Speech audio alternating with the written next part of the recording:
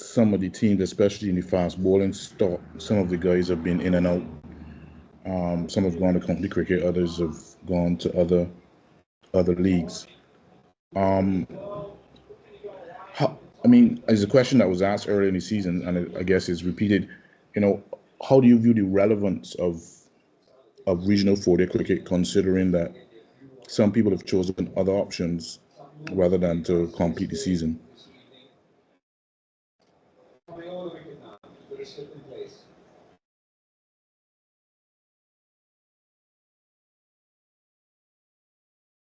That question is for Tevin, I assume. Yeah, for all four, if they care to answer. Okay, Thanks. okay. May on my end, obviously, we understand the importance of 4-day cricket, but the cricket boards would have given in the guys NOCs and stuff. So I think that's one that I could really touch on too much. But the fact that they would have been given NOC means that the cricket boards and stuff recognize the importance of them going and play the cricket that they would have other cricket and stuff. So yeah, on my end, that's pretty much it. All right, thank you, Philip. We go to Ian Wason. By the way, Joshua has joined the chat now, so you can pose your questions to him as well as the other two. And thank you very much. Good morning, everyone. And Joshua came in just in time because, of course, I want to speak with both him and Tim Luck primarily for the clash in Trinidad here, starting at the Oval tomorrow. So I want to ask both captains, starting with Joshua and, of course, Tevin Luck, given the results, but especially for the Red Force, a result that would not have gone your way last week, you would have fallen further behind Guyana Happy Eagles. What is the mood of the camp heading into tomorrow's game? And what is the mood of the camp and what different you would like to try starting on Wednesday? Yeah, good day. Unfortunately, we had a tough result in the last game. Luckily, Guyana also didn't get the result that they wanted, so they didn't get too far ahead of us. Only 5 points, I believe, or 6 points ahead of us. So we knew the last game of the season was going to be a straight shootout. It's like a final. So the vibe of the camp is still really good. We know where we went wrong and what happened in that last game against Jamaica, and just try and not let those things happen again. And in training today, everybody's happy and ready to go again, excited for this clash. Mm-hmm. And of course, I just came from the Oval where you going through some fielding drills, and I saw that the team was doing a lot of work in the catching area.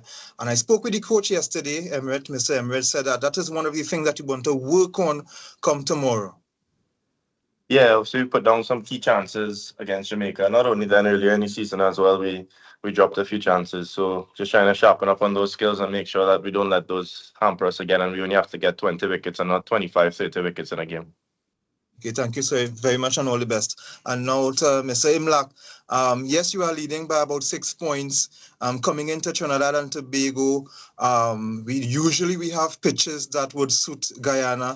Guyana and Trinidad are basically similar with their makeup and styles. What confidence do you feel coming into this game, all important game?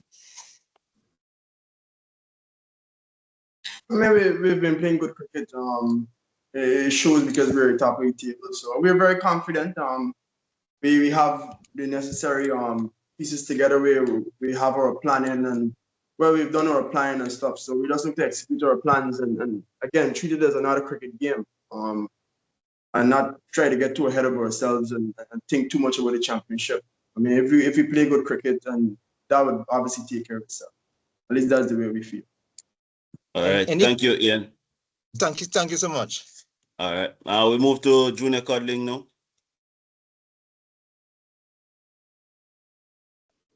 Yeah, good morning to all the captains and good morning to the viewers all over the world. To Mr. Imlak,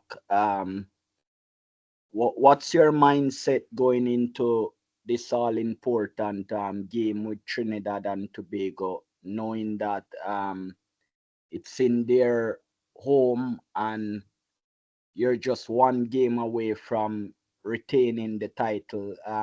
You guys have won it 5 consecutive years in the past and come back now on a good ground.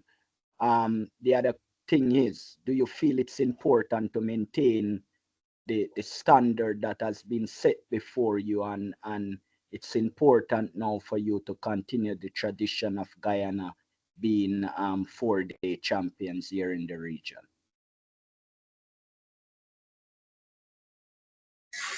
Yeah, I mean, Ghana would have created a winning culture over the years.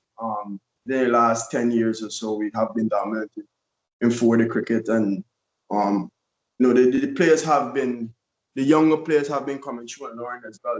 Coming into the system, we have a pretty good feeding system. We allow young players to come in and also do well. So, we've been doing well as a franchise in this particular format, and we just try to continue that. Winning obviously is, you play cricket to win games and championship. But at the end of the day, for this group is more about learning and getting players into West Indies teams and stuff like that. Guys, it doesn't make sense if you're just winning and they're just home all the time. So that's what the culture is built around right now, at least. Trying to get guys to learn and improve. And we just look to take the game at a time. Cricket is played on the field, it's played on the day. We have our strategy, we have analysts and stuff that help along with our planning and all these things. So there are a lot of good there is a good structure in place for our cricket, and we look to benefit from it and use it to our advantage. So we've been playing good cricket over the years, and we just look to continue that. Whether we win or not, it's just about learning and getting better. Yeah. Can we expect another 100 from you in the game starting tomorrow? And how? And a short question, Jerome. I know I'm breaking the rule a bit, but Imlak, how pleasing it is for your name to be going around in the region as potential captain for West Indies Test team. Thank you, Jerome, and thank you to everyone. In terms of West Indies captaincy and the name being called and stuff, I mean, that's way above or far than what I would have thought for myself. It's not something I would have expected so soon and stuff. So I'm not really, and I'm really not trying to focus on that too much at the moment. Yeah, and in terms of 100, I mean, 100 is never promised to anybody. I'm not gonna sit here and tell them to get 100 tomorrow, but I'm gonna try for sure to get someone to the team if we bat for us and whatnot. I try to do my best in this game, sure. All right, thank you, Tevin. So I'm gonna pose questions to Craig and Jamar, because Craig, your team, Barbados, on 100 points, just 11 points behind the Harpy Eagles. How confident are you guys that you can still overturn whatever deficit based on their result if it's favorable to win the title?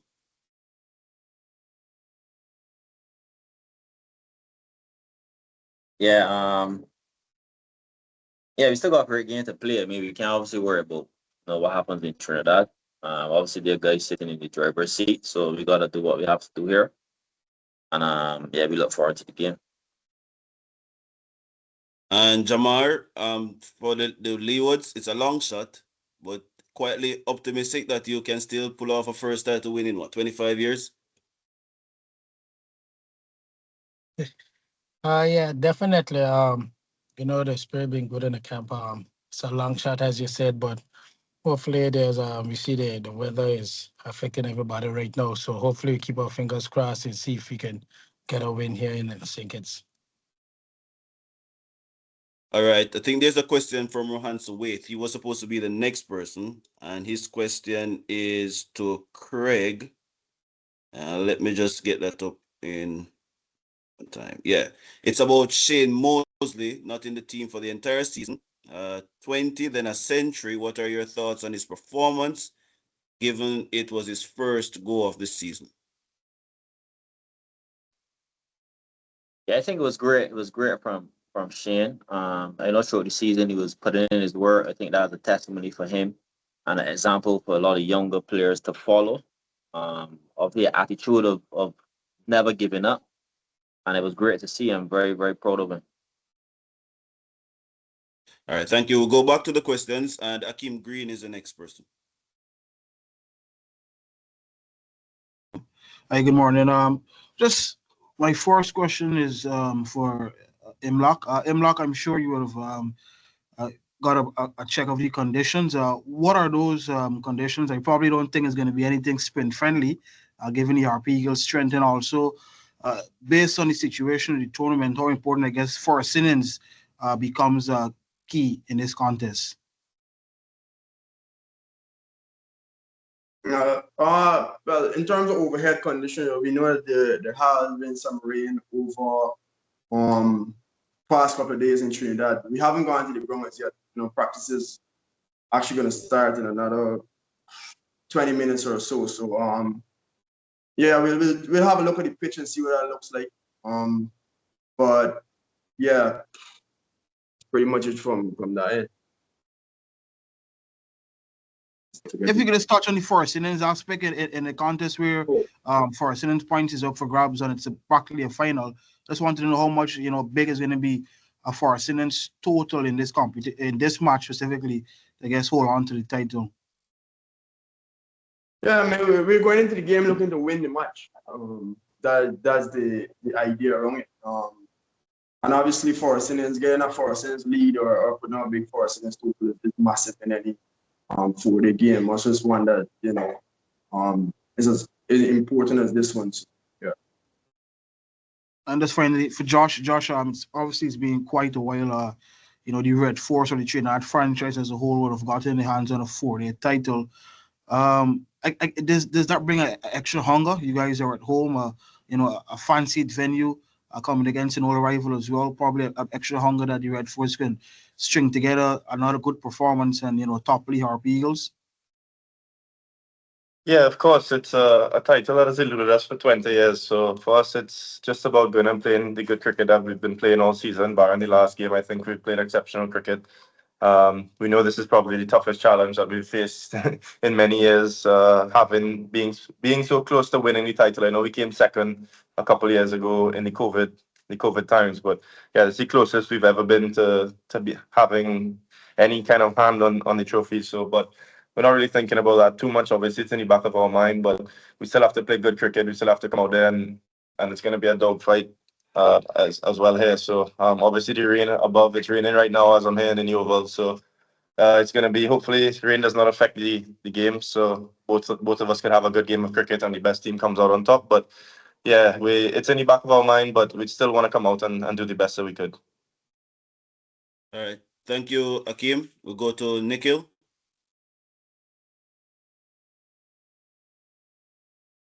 Apologies. Morning, everybody. Craig, just a question for you. Specifically, Ramon Simmons and Kevin Wickham, you spent a lot of time playing with the Pride this season. Can you speak to their specific evolving throughout this year? What have you seen in their games? How have they developed differently to when they were at the start of the season? I think Ramon is a special talent. He always has a knack for getting wickets. And I think once he continues to work on his game and his fitness, especially as a left hand, I think he has a lot to offer. I think with Wickham, obviously he's a sensational talent, and obviously he's going through a rough period now. But I think this will help him in his career, because we all go through these times. So obviously he's going to be good, but I think both of them have a very, very bright future. That's in his cricket. What has Ramon done this season that you think has made him more successful than a few other seasons in the past? I mean, last season he didn't play for us. Obviously, last 2 seasons. I remember when he first played, when we won, he was very instrumental in getting a lot of wickets with the new ball. And I mean, it's pretty much the same now. I just think once he continues to work on his overall game and his fitness, I think he will keep improving, because I haven't seen him get a 5-wicket haulers yet. He got a 4 in the last game. So obviously we hope this game he would, keep pushing forward and think. But he has always had to not forget any wickets. He bowls a fuller length, very consistent in his line of length, which is good.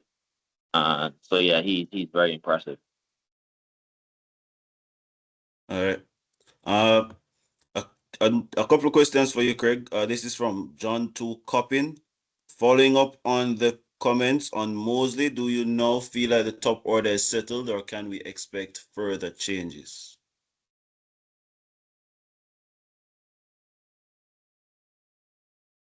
I guess we gotta wait till the game tomorrow and see. I think this is from CNC3 in Trinidad. Also for you, Craig. They were asking about the absence of Hope and Chase from the last game.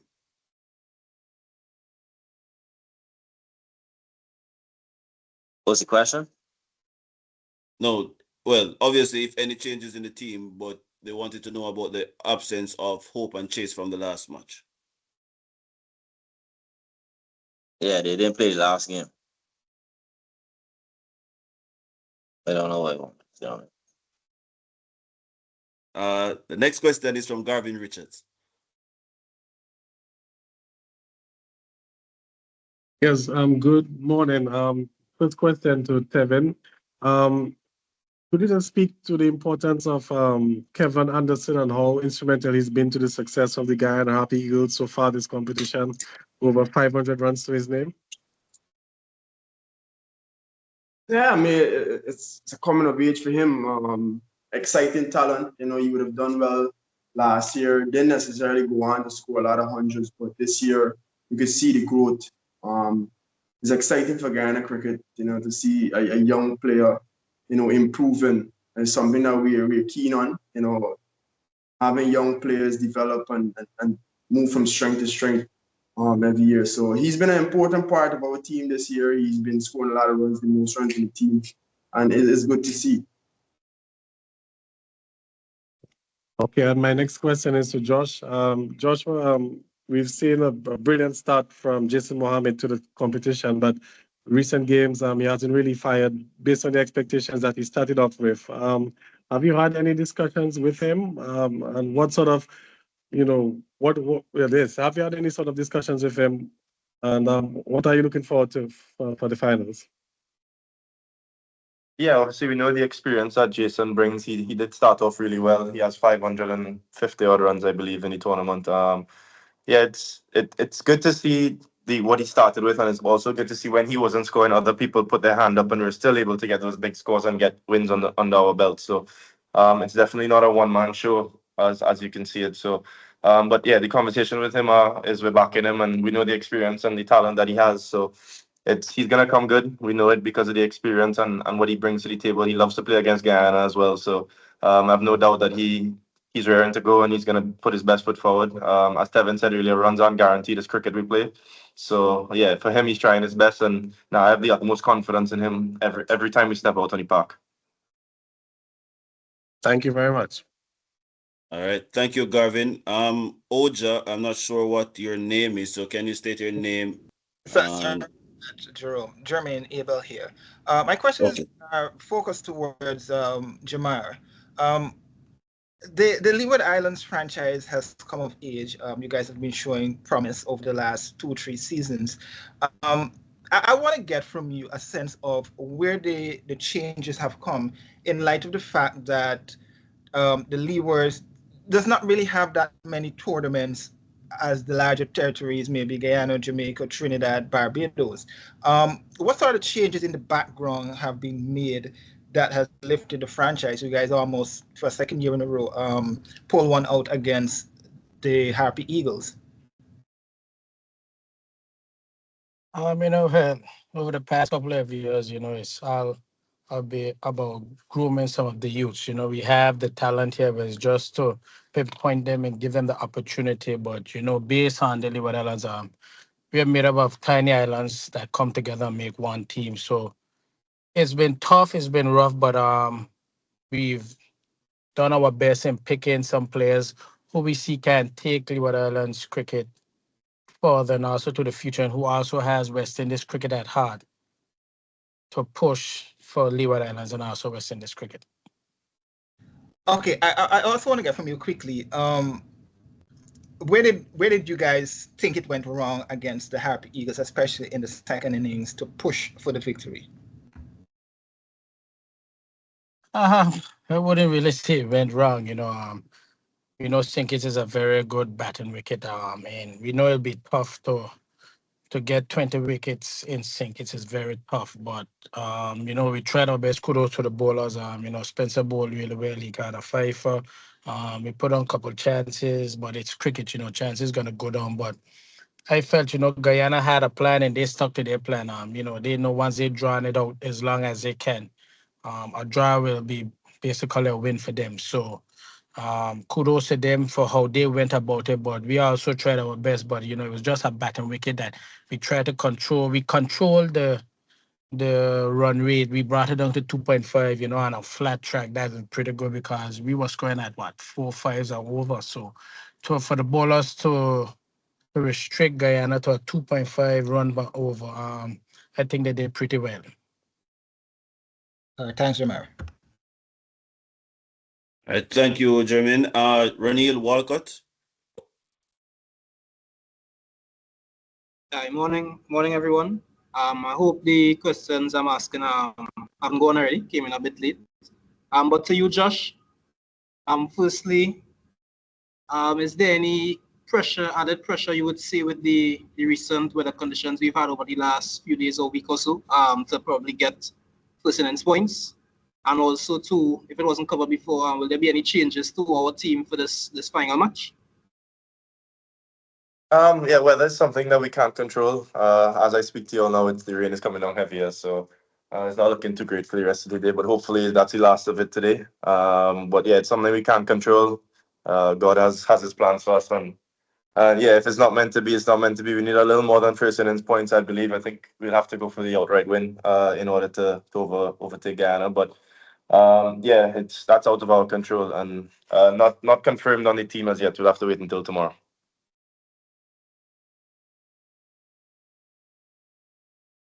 All right, that's it, Ranil. One more, if you allow me. Just in terms of the openers, last couple of games or so, the scores. I know against Jamaica, especially, we didn't have the best of starts, but both innings. Is that a worry heading into this crucial match? No, I don't think it's a worry. Yeah, it's cricket at the end of the day. It happens. We had some tired legs, and yeah, we unfortunate with the opening position. Both of them didn't get off to any starts. So no, I'm not worried at all. I know both of them will come good. We're going back to the red ball now, so hopefully that was the last of it with the pink ball. So no concerns at all on our part. All right. Another question here in the chat for Craig from Barbados. Matthew Ford has been very good for Barbados in his first season. What exactly about his game do you like, and would you say he has been Barbados' MVP for the season? Yeah, I think even from the first game of the season, watching him when I was in Pakistan, seeing how he went about scoring that 80-yard against Guyana, that was superb to see. And I think just from his attitude and how he carries himself, he's a match winner. I think that's one thing I determined from seeing that first game. Obviously he's a good bowler. He gets the ball to move both ways pretty much. A very consistent type bowler, and as a body he could put pressure back on the team. That obviously pulling at him. So I think he has a lot to offer. I think he's also a good fielder as well. So I think he's a good all-round talent. And for sure he would have a lot to offer, for the region. I think he's done great for the team this year, and it's important for him to obviously finish strong. He had a superb game against Windward, obviously batting there at the end, winning the game for us, being there at the end, so that was good. But yeah, he's been superb. All right. Thank you, Craig. And there's two more questions based on what I'm seeing here. One from Colin Benjamin and Dale Brown. Colin first, then Dale Brown.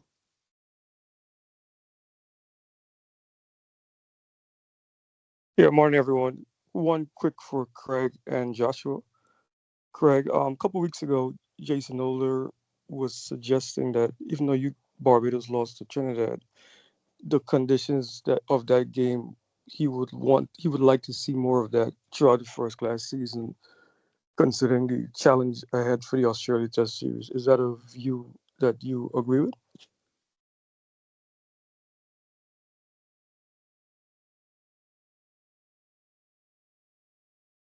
Sorry, could you repeat?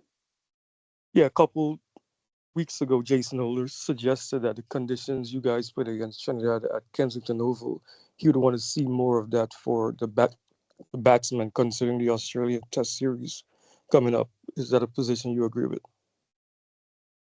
No comment at this point in time.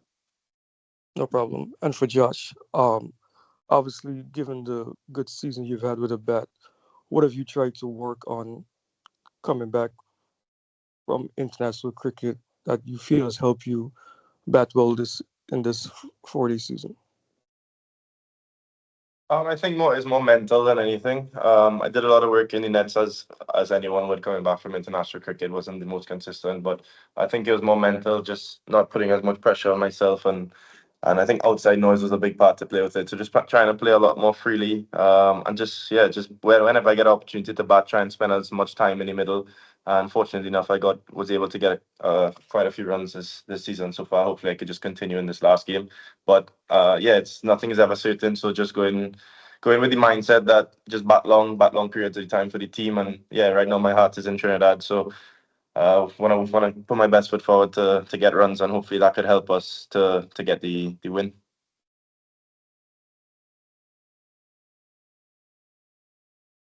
Yeah, that's it, Colin. Yeah, that's it for me. All right, so we'll go to Dale Brown, and then Joel Bailey will be the final person.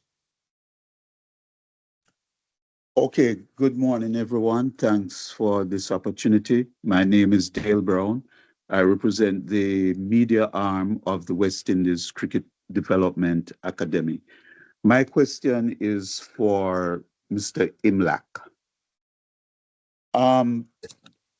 Guyana has shown to have a very well-balanced team. And as we all know that you and Mr. Anderson have been the linchpin of your batting lineup. Could you speak on the development of Matthew Nandu and Savory in particular in supporting both of you this season? Matthew in particular, obviously a young guy. His third season, last season, it didn't necessarily go as well for him, but I feel like a lot of players benefit from a tough season. It helps you to grow as a player. So I think he's shown a lot of growth as well this season. He hasn't gone on to get any hundreds, but I think he has about 350s now. He's been giving us solid starts for most part. So I think he's definitely he'll be better next year, and he still continues to grow and continues to show the appetite for batting long, which is needed for first class cricket. And Savory as well. Last year, unfortunately for him this year, he got out on 49 once and 99. So it's one of those seasons that you'd probably want to forget a bit in the sense of not crossing the line when you get to those close to those milestones and stuff. So, but he's also been very good for us throughout this season. He would have played some very important innings for us. It's just unfortunate that he didn't really go on to get big scores. But Trinidad is a team that he tend to score runs against. A lot. He would have gotten his first 100 against Trinidad. His first 100 against Trinidad.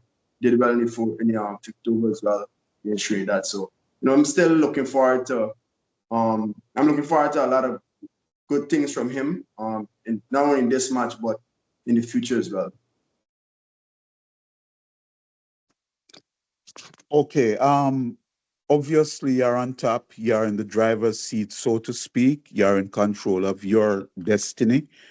And your captaincy from last season in particular to this season is very impressive to see how much you have matured and continue to mature because it's an ongoing process and you have shown growth, you yourself, and you have taken up so much of the batting responsibility. And we are impressed with how well you have handled your bowling attack. Now, we all know about Pramal and Moti, but Ali Mohammed, could you just share with us his value to the team? Because I think he has bowled well throughout the tournament.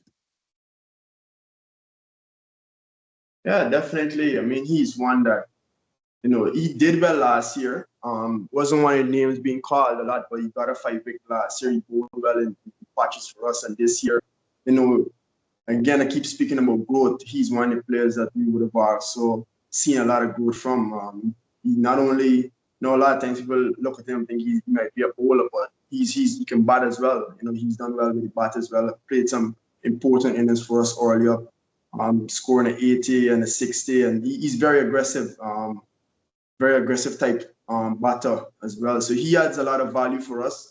Having that all-rounder, that type of all-rounder in your team is obviously very important. I think in a makeup of a 4-day side or even a test side, having that all-rounder that could, do damage with the bat and also come up with some very good is important. So he's, filled that role. Over the years, we would have had players like that, Raymond Reefer, Chris McMarwell, those type of guys. So it's good to see him, stepping up, coming.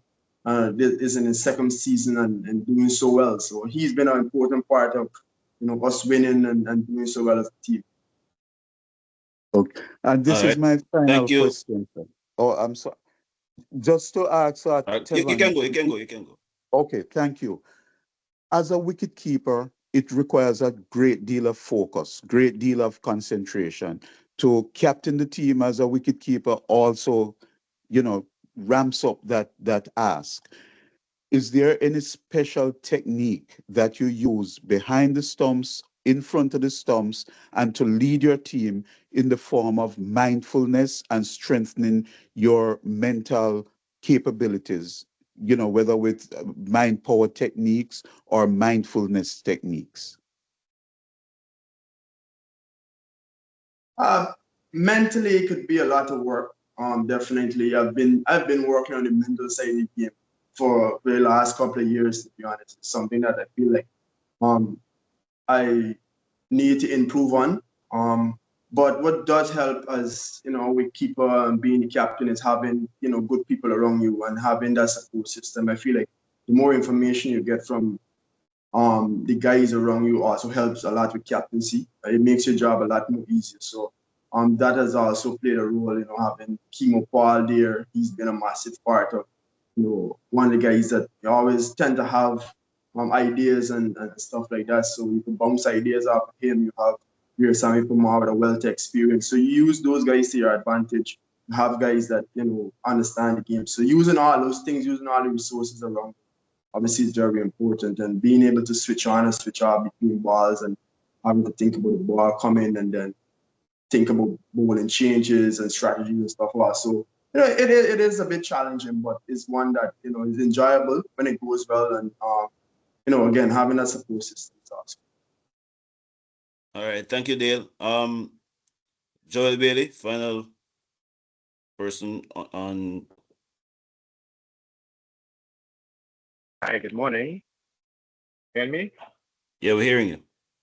Okay, no problem. This question will be addressed to the three captains and Jamal Hamilton, who is, well, Raheem Corner is the Leeward Island Hurricanes captain, but Jamal has played a number of years in regional circles. This is a general question I'm asking. There have been talk over especially since the growth of T20 cricket, that regional players don't play enough to red ball cricket. We saw for the past couple of years, the Cricket West Indies have gone to 7 rounds of matches, and this year they have reported to each team playing at least 1 match in their home territory. Do you all individually think that is helping the younger players, or you still think that the younger players still need to play more cricket so like you might have a home and away format, so you may have 14 matches in total? What do you think about that idea for the players, especially the younger players who are not involved in T20 circuit, still playing more regular cricket? Thanks so much. Yeah, I think generally the more cricket we can play is better, because you know, as cricketers, you put yourself in certain situations more often. That's where you're able to learn. So I will always be for the more we can play, the better. To be honest.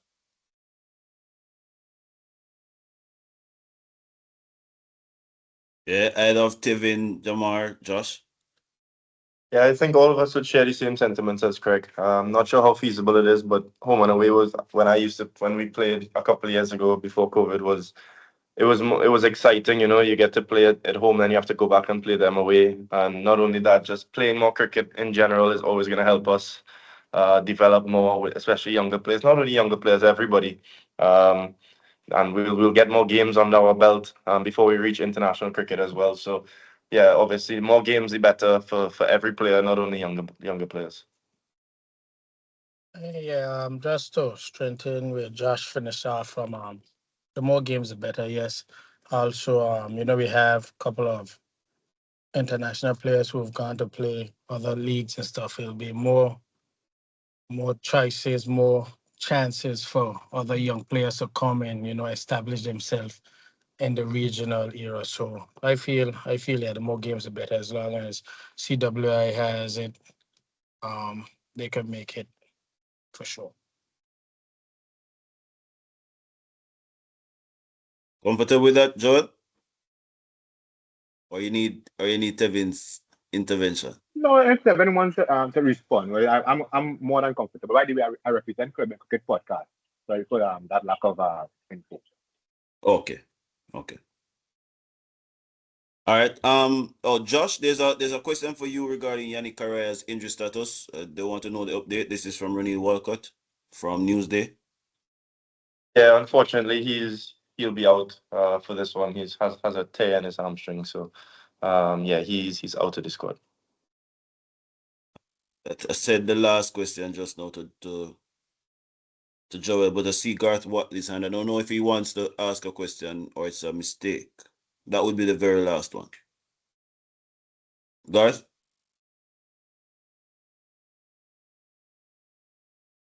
Seems as if it's a mistake. All right. Thanks everybody for engaging in this press conference for the West Indies Championship. The final one. Play starts tomorrow at 10 a.m. weather permitting at all the grounds. And I guess next year again, we'll probably have more of these engagements to get closer and closer to our favorite teams around the region. Thanks again, Tevin, Josh, Craig, and Jamar.